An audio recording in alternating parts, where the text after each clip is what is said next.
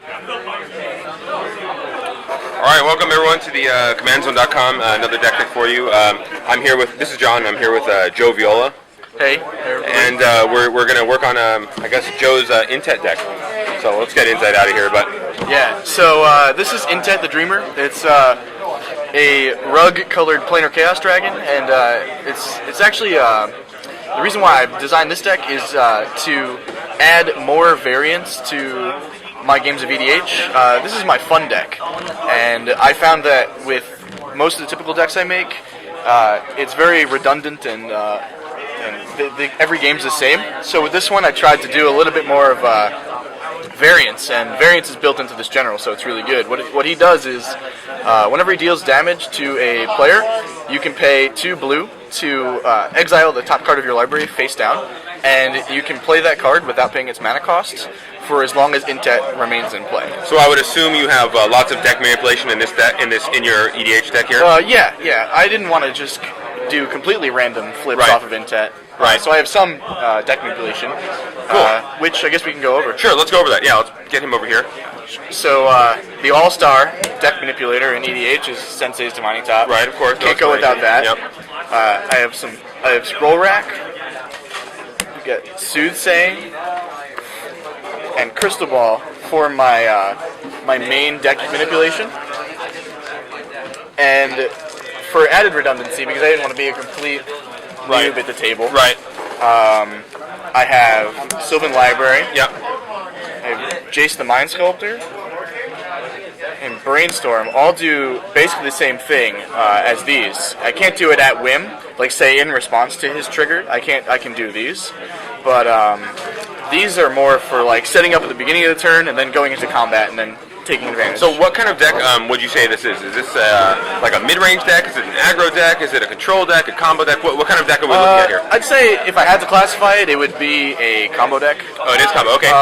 Just because of its nature, where you excel, right. and then you end up usually hitting an extra turn effect or a big splashy effect off Intet. Okay, so most of the time you're going to what's your win condition? How do we get there with this deck? Yeah, so the main win condition is Intet. Right. Beating for 6 each turn. Oh, really? Okay. Killing with general damage. Right. But the way you do that most effectively is with the extra turn effects. Interesting. Okay.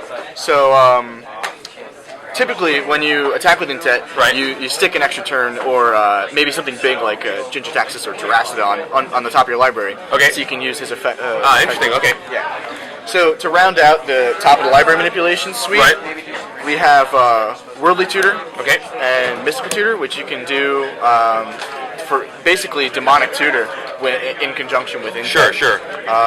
Personal Tutor is also there, Uh-huh. and Noxious Revival is a bit of an odd one in most EDH decks, but yeah, I've never really seen this played. Actually, this is the first time I've seen this in a EDH deck. Yeah, I really like it because usually you have like an extra turn effect or some big splashy card in your graveyard already. And it basically just says Intet can replay a card in your graveyard for 2 life. That's pretty good, actually. So anyone out there who's playing Riku, if you are trying to go with infinite turns in Riku, this is maybe a good card you might want to check out as well. Putting Time Warp or something like that on top of your library. Yeah. So it's a good card. So like I mentioned before, this deck usually wins with Time Warp, Time Magic. So what kind of Time Warp effects do we have in the deck? So I have Time Stretch, which is the penultimate one. Right, yeah, this one is Time Stretch. So we have to, Joe, his whole deck is foiled, basically, and a lot of them are Japanese. So we're going to maybe try and explain these as much as possible if we can, but we have Time Stretch right here, cost 10, take 2 extra turns. Very broken, EDH, but what else we got? So basically, I play Knowledge Exploitation, which is not too played outside of decks that can really abuse it, like Edric. Right, Edric is the number 1 deck for it. Rogue ability.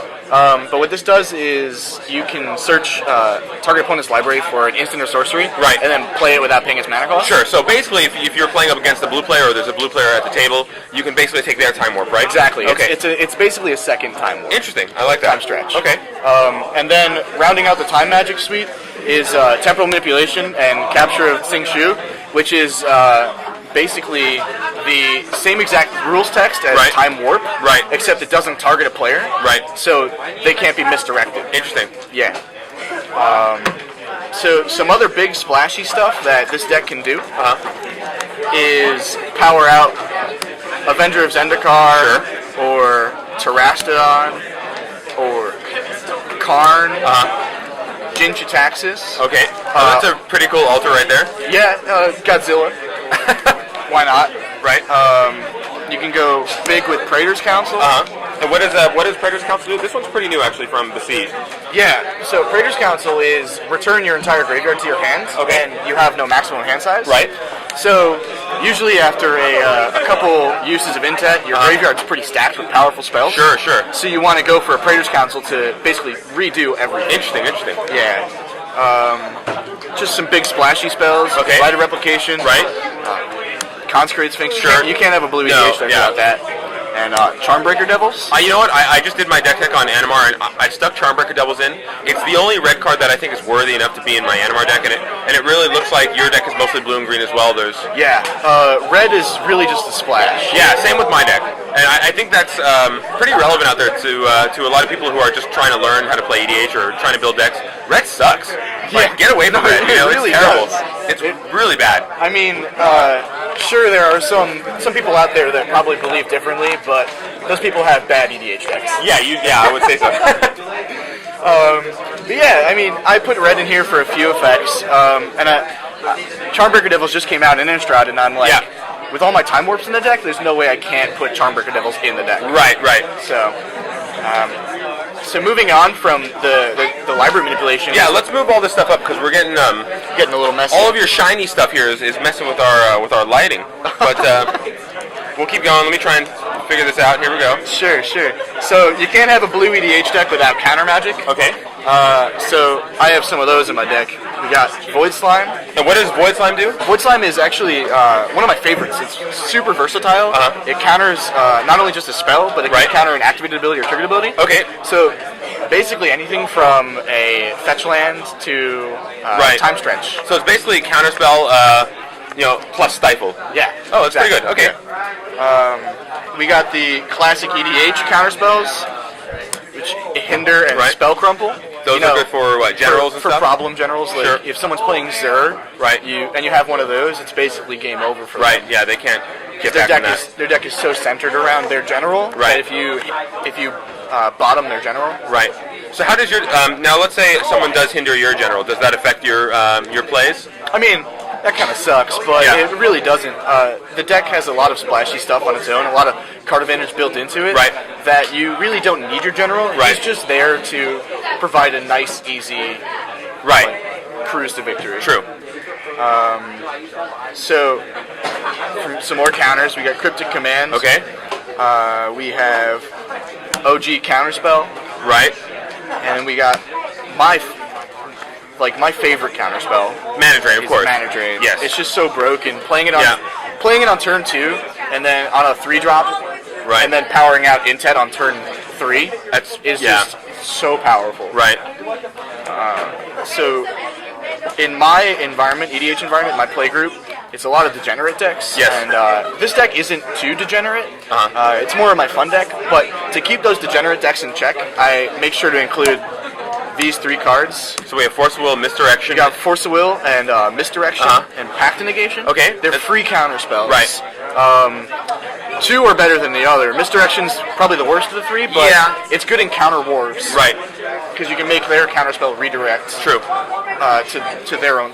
And make sure you pay those packs, guys, because you don't want to lose. I can't tell you how many games I've seen where people just forget to pay their pack, and no one's going to help them out. So it's definitely a frustrating way to lose. Oh yeah, definitely. So moving on from the counterspells and the big splashy stuff in the top of the library manipulation. Is just this the core of the deck, which is the good stuff. Okay, how about this? Why don't we go? Why don't we stop this here, and we'll come back for part 2 in a couple seconds. Okay. Okay. So let's come back. We'll do the other half of the deck. You'll see Joviola again with Intet here, and we'll be back in just a couple seconds. So stay tuned and go to part 2, and we'll finish off Intet.